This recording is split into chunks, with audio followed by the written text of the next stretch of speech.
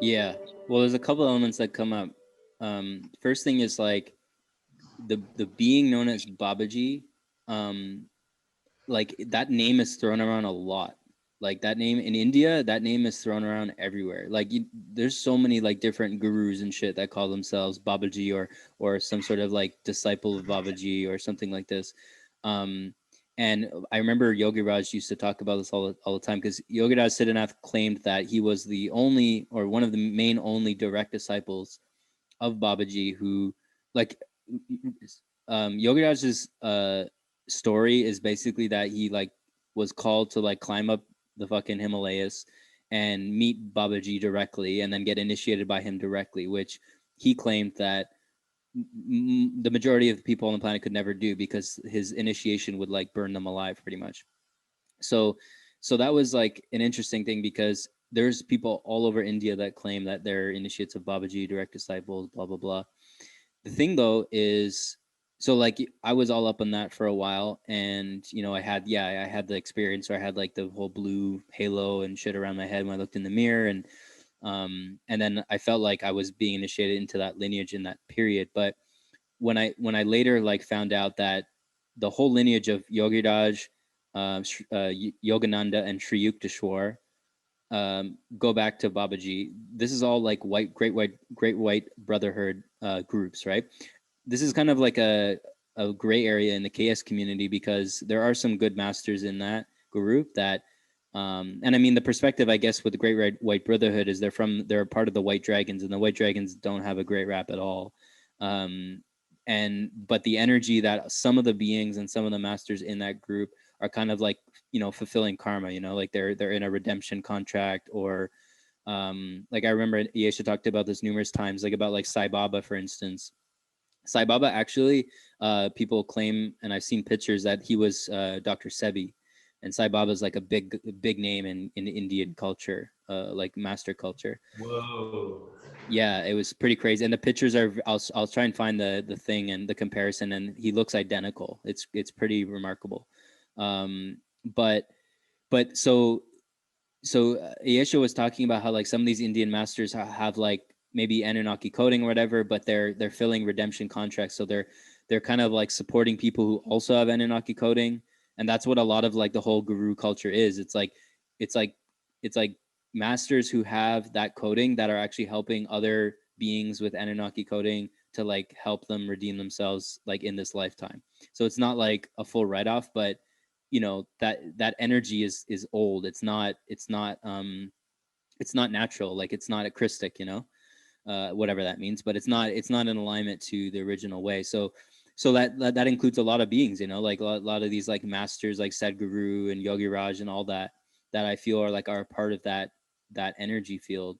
But Yogi Raj in particular and Babaji in particular, I feel very strongly that they're a part of the Great White Brotherhood lineage that is very questionable in many ways. I feel like your hesitancy is not to be taken lightly. You know, like that hesitancy that you feel. I mean, of course, it's coming maybe influenced from what I've said too, um, but yeah, like like there's a lot of the energy around the whole like Babaji culture and just guru culture as a whole that like personally I've been dissolving a lot because I feel like that's what I was also living, and that's the energy encoding that I was also holding and supporting people with, and I still hold it. I feel like I feel like myself. I'm going through some sort of redemption contract, or I mean, it's more accurate to the Indigo 3. I know we've talked about it a bit. I don't know if you've seen it, but Indigo 3 is like you basically have two souls in one body. Yeah, Right? yeah. So I've been really feeling the resolution of that, and that's been like really profound. So I see why like I've connected to these energies and why I've come across and gone down those routes. But more and more, I feel like not at all interested, you know, like in any of that because, well, mainly because I feel fine myself and I don't feel like I need the support in any way from any of these beings. And like if I do, um, I feel that's already like very deeply connected to my own like soul group, you know, like my own I guess like floating Buddhas kind of, but not that. I don't really explore that as much anymore.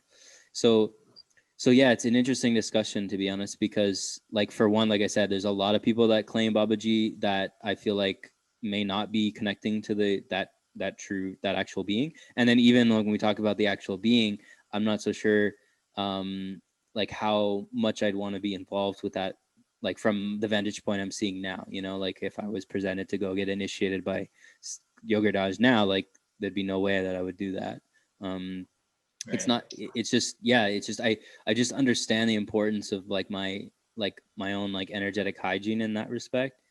And also too, you know, it's like, I don't know. I feel Babaji's, like right now I'm getting it like Thoth's come up a lot, and I feel like Babaji's energy is very similar to Thoth, where yeah, he may have had like a lot of you know, like maybe yeah, more positive lifetimes, or he's done very positive things in certain periods, but I'm not so sure like where he's at right now, kind of thing, you know. Like and I feel the same with Thoth. I feel like he's kind of still on the fence, even though he's kind of defected, but I think he has a consciousness about him.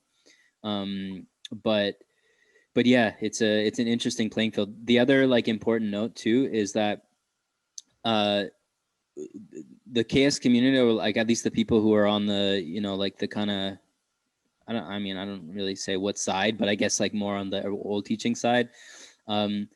Their perspective is that like it was around the India workshops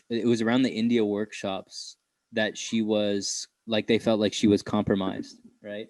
So that was the time where like, yeah, Babaji was kind of around, like when in that specific DVD where he just like popped up and told him to go away or whatever. There was a lot of things that were happening apparently on that trip that were bringing questions up with people. So I don't know, that's a pretty important note, you know, that he's there and then all that's happening and stuff like that, you know. So yeah, it's kind of a big can of worms, like as a whole. I just feel I'm not in that kind of place where I'd want to be interacting with it too much, at least. You know, I mean, it's like having a conversation. I guess you can have a conversation, you know, without like, I don't know, you know, it's like if you want to talk to someone, they don't have to be like, I don't know, in your like, you know, like inserted into your field. Like, you know, you could just have a conversation kind of thing, like at some sort of, you know, with some clear boundaries, I guess you could say. But I guess that's the extent that I would go, like at this point, because I feel like there's still like this idolization happening with everybody. Like it's like, right. Oh Babaji. It's like, well, that's just not the KS way. Like whatever people's perspectives about KS, it doesn't matter. Like the energy behind that perspective, that there is no idols, like there is no master, there's no guru. That's a really important thing that I feel like you know, I didn't always respect. I didn't understand because I was in my own place of suffering, whatever. And then, yeah, I did Ramaji and I did the transmission and all that stuff happened. And I'm very grateful. But like from the vantage point I'm sitting now, I'm like, okay, well, if there's still ounces of that in my field or in my interactions, then I feel like that's not true. Like there's something that has to be like just explored there, you know? So yeah, that's kind of the energy I get from that. And I guess the other thing, the other way that I see it too is like okay, you know, like if I bring up like Christina or just even myself or like you or, you know, like other people I know that are like I view to be adepts, well, like these are my guides, you know. Like why am I needing to like go into some other place? Like, yeah, sure, I can connect to like council energy and like beings of higher realms, but the reality is I feel the most secure with the beings that are just like around me, because I've just constantly been showing myself that the beings around me are highly advanced beings that I have sought out through books and fantasy tales and, you know, like my own seeking, looking for these teachers in the past, but they're here now. So, you know what I mean? So I'm like, well, here we go. Like I got my squad like right up with me. You know what I mean? So that's kind of how I've been seeing it more and more now. Because I'm like, well, and I mean, I think it's also because I've been recognizing myself. You know, I'm like, oh shit, yeah. Like I can't put the finger on exactly who I've been, at least like with this like conscious like a name or whatever, but I know, you know what I mean? Like I can see more and more now, like who I know, who I've been, what I've done, like, you know, and it's ongoingly being uncovered. So with that, I'm like, well, I have a confidence in myself, right? So from that place, then I can interact. Yeah, I can interact with beings or whatever. I can reconcile. Like recently, I've been reconciling the fact that a lot of the channeling experience I felt like I had before were Thoth. Back at my old center, like there's one night in particular where I felt like it was him that was in my body, and shit like that. So I'm like, okay, well, yeah, I gotta like just take a look at that and like how that affected me and what am I holding or how like just what is that, you know what I mean? Right. So yeah, it's an interesting kind of like discussion overall, but I feel like yeah, you always have to kind of like uproot the underlying intention behind it and like, well, what's the overall energy around this being or around, and that's kind of what I get with him, just like with Tho and other beings, right? Which it's not a complete write-off. It's just like, well, that doesn't feel right. It doesn't feel like what it actually is, kind of thing. So yeah, that's what initially comes out, I guess. Cool. Yeah, the audio just cut for a little bit at the end. Oh, it's probably talking about Tho. Yeah, I guess amidst everything that's been happening lately, like there's been, like, I guess if I was to compare my experience to the previous year or whatever, like there's been more kind of interesting meditations. I guess those things kind of come in waves for me. Like sometimes I do have this kind of ideal expectation in my mind, or like when I compare myself to what I think other people's experiences are, like I don't feel like I'm having as much, let's just call it like epic shit happening in the multidimensional realm. And then with the kind of emotional strain that's been bubbling over the past little while here, I've felt a little bit disenchanted and kind of just like I don't know, like I hadn't really been on my A game, or not really certain like what to do to kind of realign and enter back into that deep space and kind of summon that being that I know I am.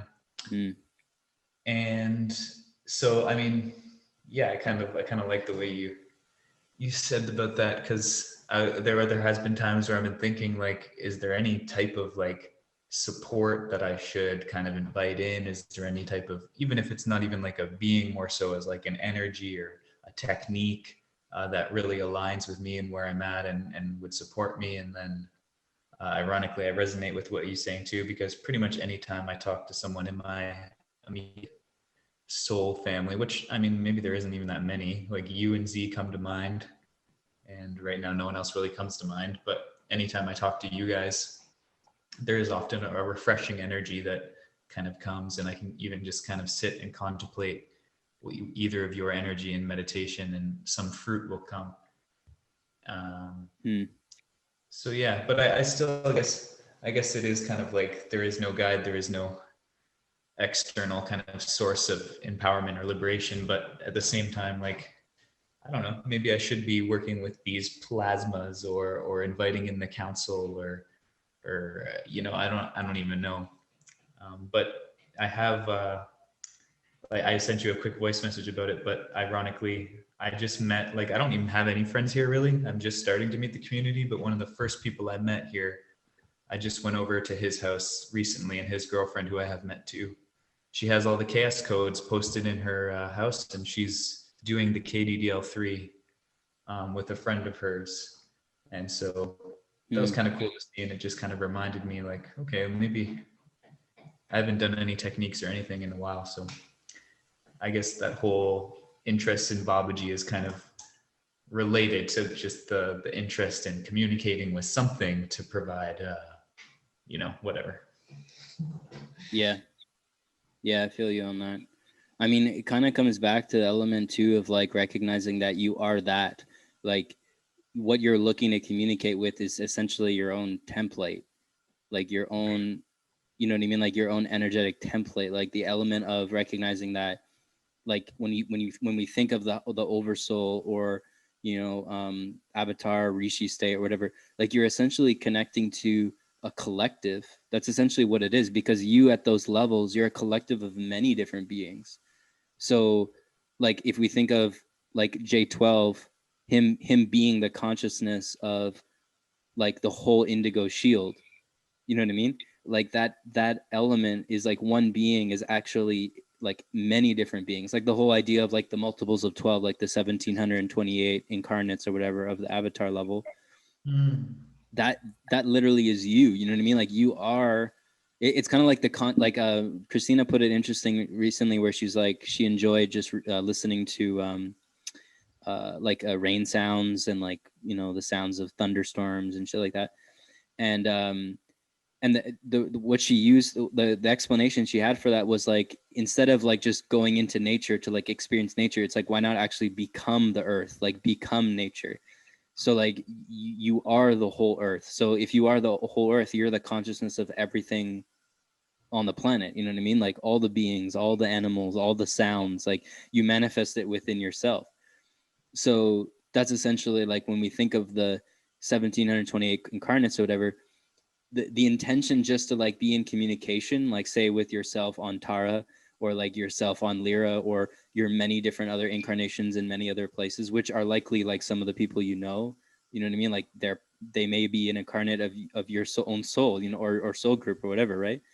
So essentially, like that's really like what we're looking for, I feel, when we think of like a guru or a master or like council energy.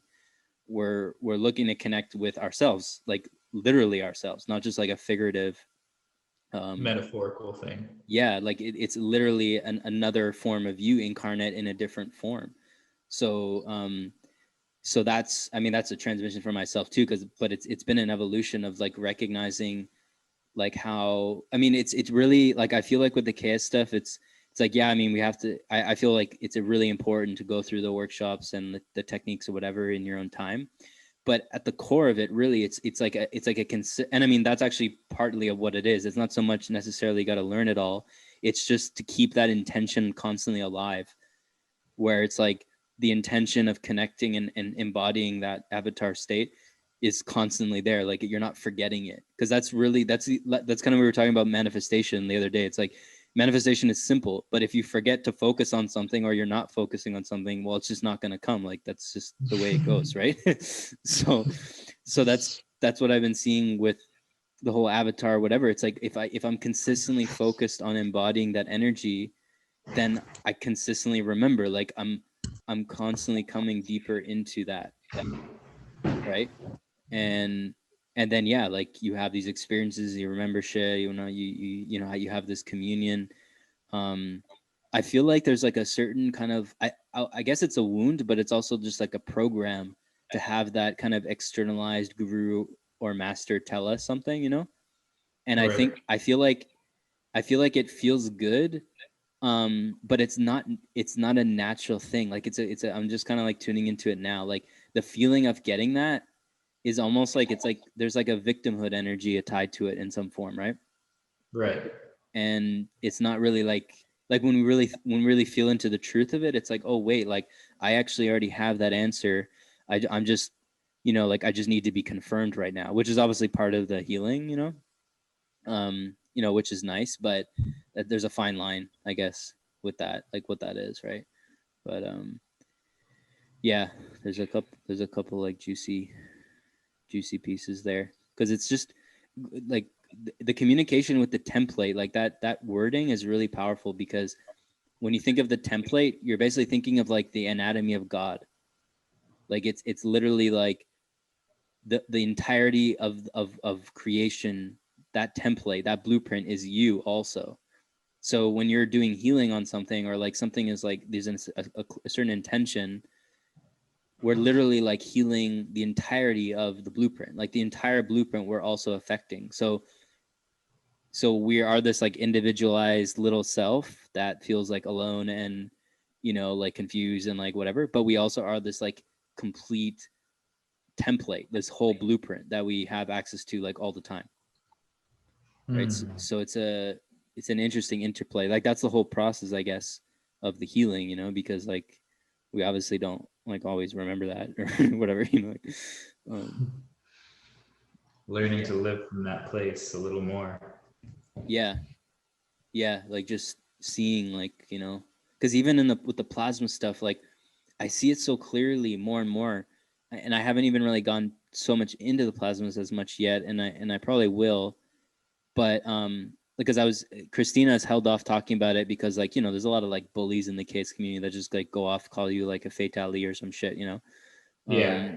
So she doesn't care to have any of that beef, so she wasn't talking about it. But I asked her, I'm like, well, you know, when are you planning? And she's like, yeah, like I want to start talking about like the plasmas. And she was basically just saying how, and this is kind of what my intuitive feel was about it. Like the plasmas are definitely, like, of course, a real thing. They're very much a part of our blueprint, but they're not like this like separate entity that has been kind of like hyped up. Like the light body and plasmas are separate. Like that never made sense to me. Like how they were trying to like kind of redefine everything and say all this light body stuff it's like, what do you even mean? Like how could it be separate? Like it's all part of the same like flow of energy.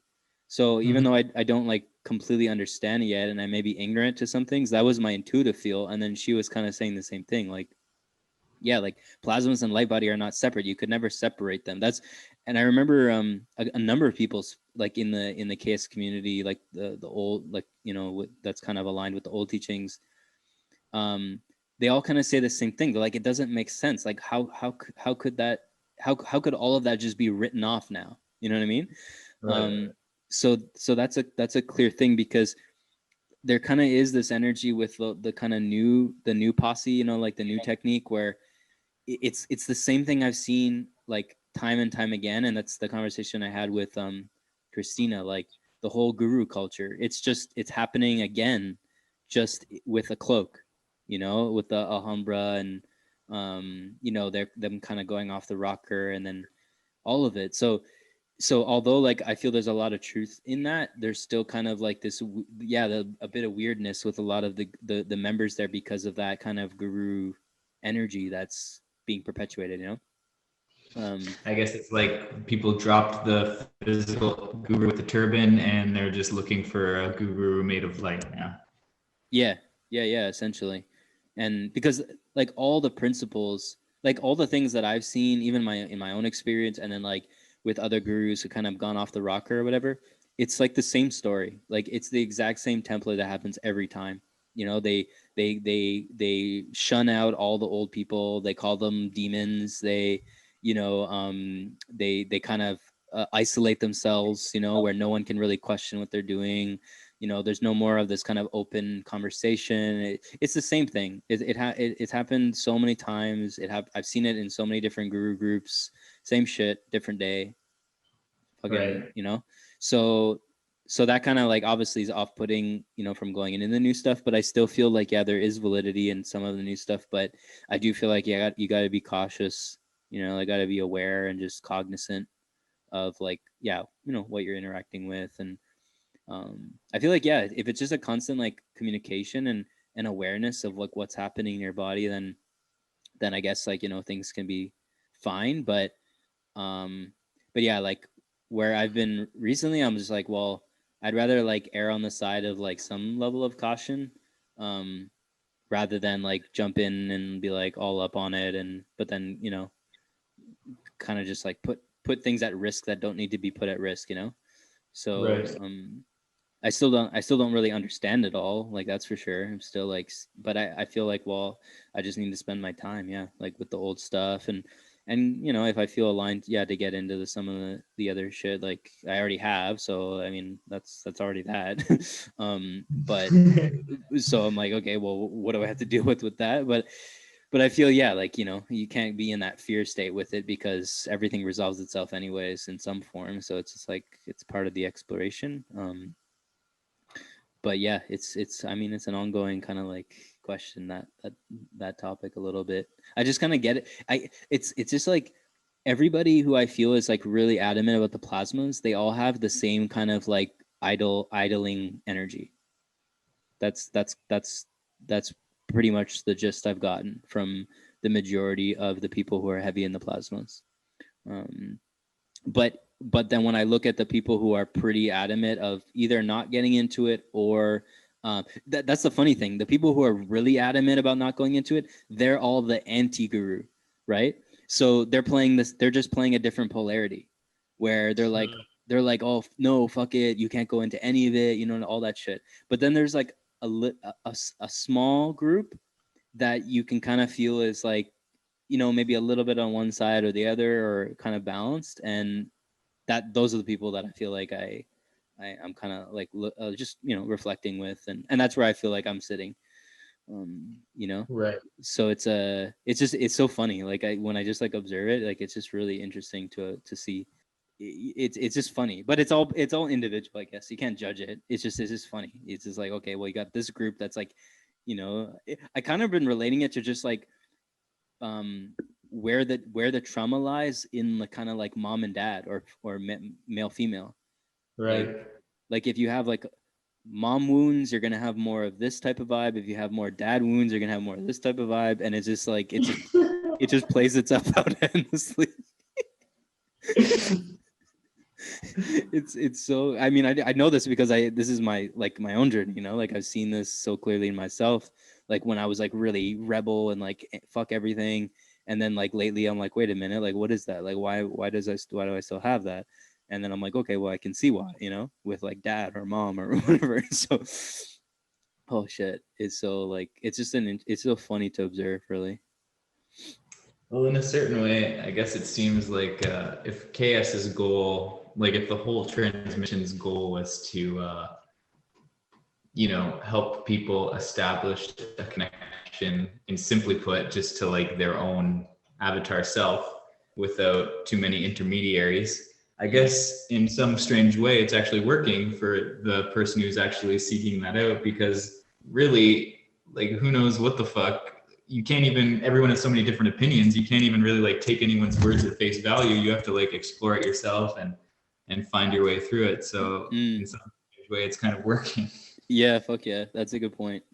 I totally feel that. And it's been funny, like it was my, like, it's been a part of my own kind of healing, because I like this whole guru thing. I feel, you know, it's a topic in my own space because I've lived it, you know, like not only being a disciple, but also then like kind of presenting myself as a guru, whatever. And it's such a subtle thing. Like it's just, I don't know, it's so, like lately I've been continuing. I mean, you've been a good reflection for it for a long time, like holding a certain frequency that isn't a guru like at all, really. But holding like wisdom and like, you know, like more, I don't know, it's just, you know, it's much more of a krystic element, or just the kind of, when I think of like true guides, like when I think of a male guide, I think of like what you have been in my own experience, and a reflection to what I feel I've continued to cultivate too, which is, yeah, like really like more of that softness, that gentleness, that compassion, that real like that angel like essence that may be very powerful and whatever, but it's just like it doesn't ever really have to emanate that, because it's not necessary. Like the energy of that joyfulness and that the angelic energy is just always there, which is powerful in itself, you know. And and so that energy kind of, yeah, dissolves so much of that guruhood, because and that's really like what it is, like just being a good friend. yeah, true that. Holy shit. That, I mean, funny thing is, when I look at my life, and I look at like specifically related to like money, resources, survival, like all those elements, and just like I'd say just abundance as a whole. When I look at my life experience, where I've always, you know, been taken care of, you know, through the natural exchange in friendship, it's been exactly that, like in friendship, right? Like when I've devoted myself to specific relationships, there's just this kind of like unspoken natural exchange that's always there, you know. And like everything is just always taken care of for each other, like you would with your family, whatever, right? And Right. and I'm like, what, like when I look at I mean, I just can't give an example when that was present. My life was not just like epic, versus when I'm like in my own like individual grind. I'm like, I gotta make all this shit happen, and you know what I mean. Like I gotta fend for myself or whatever, right? And then That's a really good point. yeah, like then there's difficulty. Like when you follow like the flow of like authentic relationship, it's not like a. I mean, I don't know. Yeah, it's just that's it. Like it's just all there's always just resources. There's always connections. There's always things that are going to be supported in some form. And I feel now more than ever, people are in that frequency of realizing that, because it's like because of all the shit that's going down. It's like, well, that's the only thing that really matters. Like even when we think about like crypto and all that, it's like, well, what does that like what does it fucking do if shit like falls apart? You know what I mean? Like internet shuts off, like, you know what I mean? Like what like there's so many elements that it's just funny, right? But at the same time, like within the crypto space, it's actually very apparent, like that energy is very much there, right? Because it's like a lot of people, I mean not everybody, but a lot of people are kind of like trying to like share the goods to each other, so everyone can kind of be in the know, you know. And It I is feel kind of cool.